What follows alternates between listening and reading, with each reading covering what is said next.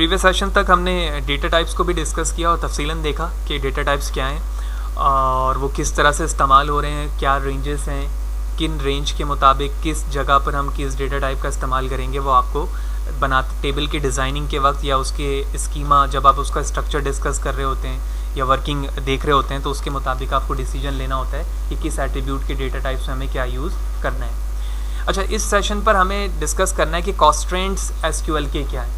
अच्छा, कॉन्स्ट्रेंट इस बात को डिस्कस करता है या स्पेसिफाई करता है कि किस एट्रीब्यूट के अंदर डेटा के रूल्स क्या होंगे।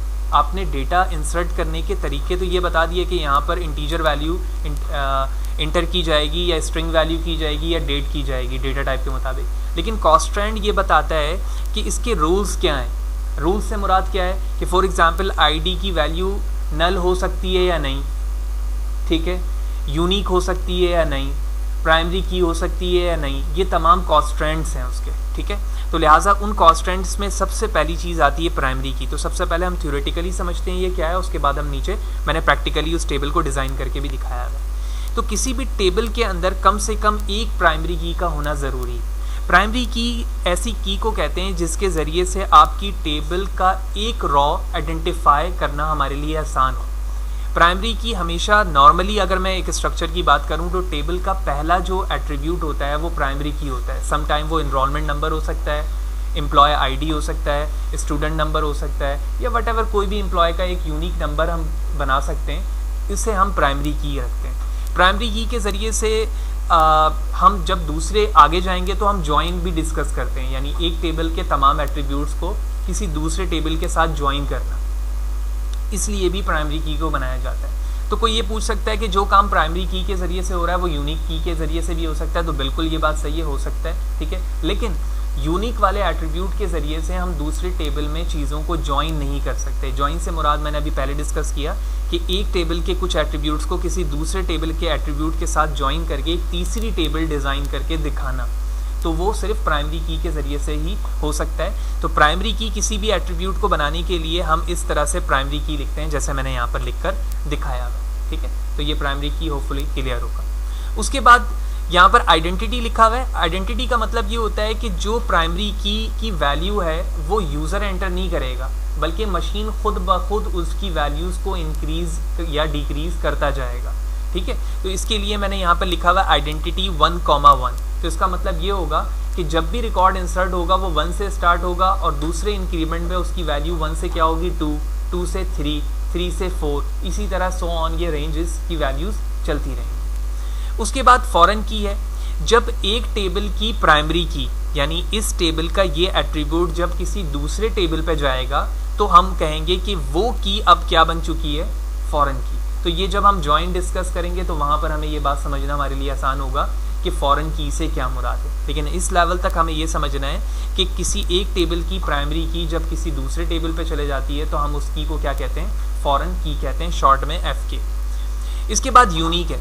यूनिक से मुराद ये है कि किसी भी एट्रीब्यूट्स के अंदर जितने भी रिकॉर्ड्स आएंगे वो हर एक आपस में क्या होंगे, यूनिक होंगे, ठीक है ना। जैसे फॉर एग्जाम्पल CNIC नंबर है, वो तमाम यूज़र का क्या होगा, यूनिक होगा, रिपीट नहीं किया जा सकता। इसी तरह नॉट नल। नॉट नल से मुराद ये कि अगर मैंने नेम के साथ n⁴ 50 और आगे लिखा है नॉट नल, तो इसका मतलब है कि नेम के अंदर स्ट्रिंग वैल्यूज़ तो लिखी जाएंगी लेकिन आप उसे ब्लैंक नहीं रख सकते, यानी कोई भी यूज़र अगर नेम नहीं लिखेगा तो रिकॉर्ड इंसर्ट नहीं करवा सकता। देन उसके बाद फाइनली हमने एक डिफ़ॉल्ट लिया है। डिफ़ॉल्ट से मुराद ये है कि जब यूज़र इस एट्रीब्यूट की वैल्यू को इंसर्ट नहीं करवाएगा तो डिफ़ॉल्ट वही वैल्यू इंसर्ट हो जाएगी जो कि डेवलपर वहाँ पर डिफ़ॉल्ट पर सेट कर रहा है। फॉर एग्जांपल मैंने एक जगह टेबल पर कहा हुआ है कि यूज़र अपना नाम लिखे, सैलरी लिखे और नीचे कहा हुआ है कि वो डेट लिखे। अब यूज़र डेट नहीं लिखता है और बटन क्लिक कर देता है। अगर डेवलपर ने या डिज़ाइनर ने डेट पर डिफ़ॉल्ट की सेटिंग की हुई है तो वो खुद ब खुद डिफ़ॉल्ट डेट वहाँ पर जाकर क्या हो जाएगा, इंसर्ट हो जाएगा। तो ये तमाम चीज़ें जो हमने यहाँ पर डिस्कस की हैं हम इसे कॉन्स्ट्रेंट्स कहते हैं, जो कि एसक्यूएल के अंदर किसी एक एट्रीब्यूट्स के रूल को डिफ़ाइन करता है, ठीक है। लिहाजा नीचे मैंने एक एग्जांपल में एक टेबल बनाई है। इस टेबल का नाम है डबल ए के अंदर आईडी है, आईडी एट्रीब्यूट का नाम, आईडी डेटा टाइप जो अभी हम डिस्कस कर चुके हैं इंटीजर। उसके बाद प्राइमरी की हमारे कॉन्स्ट्रेंट का नाम है। तो प्राइमरी की जब तक मैंने आइडेंटिटी नहीं लिखा है, इसका मतलब है कि ये प्राइमरी की भी मैं खुद ही इंसर्ट करवाऊंगा। अगर मैं इसके आगे आइडेंटिटी 1,1 लिख देता हूं तो इसका मतलब है कि ये यूज़र इंसर्ट नहीं करवाएगा, बल्कि ये खुद ब खुद इंसर्ट होती रहेगी। ठीक है। सेकंड लाइन पे मैंने कहा नेम एनवारचार नॉट नल, इसका मतलब है कि नेम जब तक मैं नहीं लिखूंगा मैं एट्रीब्यूट्स पे किसी भी लाइन पे रिकॉर्ड को इंसर्ट नहीं करवा सकता। फिर मैंने रोल नंबर में कहा कि ये इंटीजर है, और साथ ही साथ मैंने क्या कहा है कि ये क्या होगा, यूनिक होगा, यानी किसी भी स्टूडेंट का रोल नंबर आपस में कॉन्फ्लिक्ट नहीं कर सकता। इसके बाद मैंने कहा डेट, तो डेट मेरे एट्रीब्यूट का नाम है, जबकि ये डेट मेरे डेटा टाइप का नाम है जो कि स्मॉल डी के साथ है। इसके आगे मैंने कहा कि डिफ़ॉल्ट गेट डेट, यानी अगर कोई यूज़र डेट इंसर्ट नहीं करता है तो जो मशीन पर डेट है वो तुम खुद ब खुद उसे क्या कर लो, इंसर्ट करवा लो। देन फाइनली मैंने कहा कि एक सीरियल नंबर है, सिर्फ इसलिए मैंने सीरियल नंबर लिखा है ताकि मुझे आइडेंटिटी के मैं रूल्स को डिफाइन कर सकूं। मैंने एक सीरियल नंबर चलाया और उसमें कहा कि ये नॉट नल है, इसका मतलब है कि ये वैल्यू हर दफ़ा क्या है, रिक्वायर्ड है। लिहाजा मैं नॉट नल को यहाँ से अभी हटा देता हूँ क्योंकि नॉट नल के कॉन्सेप्ट को हम यहाँ पर समझ चुके हैं। उसके बाद हम यहाँ पर इंटीजर लिखा और आइडेंटिटी भी लिख दिया, यानी तमाम जितने भी हमने यहाँ देखे हैं विदाउट फॉरेन की, क्योंकि फॉरेन की बारी जब आगे आएगी तो हमें बात समझ में आएगी, तमाम हमने कॉन्स्टेंट को यहाँ पर इस्तेमाल कर लिया है। उसके बाद मैं इस टेबल को क्रिएट करता हूँ। ठीक है, टेबल क्रिएट हो चुकी है। उसके बाद हम इस टेबल को चेक करते हैं, तो मैं लिखता हूँ सिलेक्ट स्टैटिक फ्रॉम AA। उसके बाद हम इसे एग्जीक्यूट करते हैं, तो आप देख रहे हो कि तमाम एट्रीब्यूट्स यहाँ पर मुझे दिख रहे हैं। जब एट्रीब्यूट्स हमें दिख रहे हैं तो अब मैं वैल्यू इंसर्ट करवाना चाह रहा हूँ AA में। तो सबसे पहले मैंने कहा प्राइमरी की ID मैंने 1 लिख दिया, नेम की जगह अली, रोल नंबर 1 2 3, डेट मैंने यहाँ पर खुद इंसर्ट करवाया हुआ है। हालांकि ऊपर आप देख रहे हो कि डिफ़ॉल्ट लिखा हुआ है। डिफ़ॉल्ट उस वक्त वर्क करेगा जब आप वैल्यू इंसर्ट नहीं करवा रहे होंगे। जब आप इंसर्ट करवा रहे हैं तो यकीनी तौर पे वो वैल्यू क्या हो जाएगी, इंसर्ट हो जाएगी। जबकि आप देख रहे हो कि सीरियल नंबर पे मैंने कुछ भी नहीं लिखा है। ठीक है ना, क्यों? क्योंकि सीरियल नंबर यहाँ पर क्या लिखा हुआ है, आइडेंटिटी। इसका मतलब है कि वो खुद वैल्यू को इंसर्ट करके लेकर आएगा। लिहाजा मैंने इस लाइन को एग्जीक्यूट किया। एग्जीक्यूट करने के बाद मैं टेबल को चेक करता हूँ and here it is.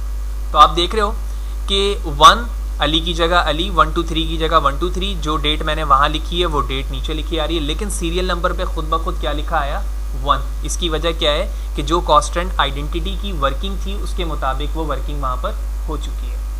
Second line के अंदर मैंने कहा, यानी ये अनदर अप्रोच मैं यूज़ कर रहा हूँ इंसर्ट करवाने के लिए, जो हम पहले प्रीवियस सेशंस पे डिस्कस कर चुके हैं। मैंने कहा मैं 3 रिकॉर्ड इंसर्ट करवाना चाह रहा हूँ, ID, name and roll number. ठीक है ना, तो ID लिखा, नेम लिखा और रोल नंबर लिखा, लेकिन इस वक्त मैं ना डेट लिख रहा हूँ ना ही सीरियल नंबर लिख रहा हूँ। तो अभी मैंने डिस्कस किया, जब मैं डेट नहीं इंसर्ट करवाऊंगा तो वो कौन सी डेट को लेकर आ जाएगा, जो मशीन पे डिफ़ॉल्ट पे मैंने सेटिंग करवाई हुई है, क्योंकि मैंने डिफ़ॉल्ट लिखा हुआ है। और सीरियल नंबर तो अभी हम जान चुके हैं वो खुद ब खुद इंसर्ट करता है। लिहाजा अगर मैं इस लाइन को, सेकंड वाली को एग्जीक्यूट करूं और उसके बाद अपनी टेबल को चेक करूं, तो अब आप देख रहे हो कि नेम की जगह राशिद है, सीरियल नंबर यानी ID जो है वो 2 है, जो मैंने फोर्सली लिखी है, रोल नंबर 4 5 6 लिखा है, जबकि डेट मशीन की आ रही है और सीरियल नंबर खुद ब खुद आइडेंटिटी के जरिए 1 से क्या हो चुकी है, 2 हो चुकी है। तो इस सेशन पर तफसीलन हमने देखा कि कॉन्स्टेंट्स क्या करता है, एक रूल्स डिफाइन करता है किसी भी एट्रीब्यूट्स के लिए, जिसमें फ्रिक्वेंटली इस्तेमाल होने वाली जो चीज़ें हैं वो प्राइमरी की, फॉरेन की, identity, unique, not null and default है। इन तमाम को हमने एक सेपरेट टेबल पे इस्तेमाल करके देखा। उसके बाद वैल्यू इंसर्ट करवा के भी देखा उसी तरतीब से जिस तरतीब से हमने वैल्यू को इंसर्ट करवाया था। और उसके बाद जब हमने टेबल को चेक किया तो टेबल बिल्कुल वैसे ही वर्क कर रही है जिस फॉर्म में हम चाह रहे थे।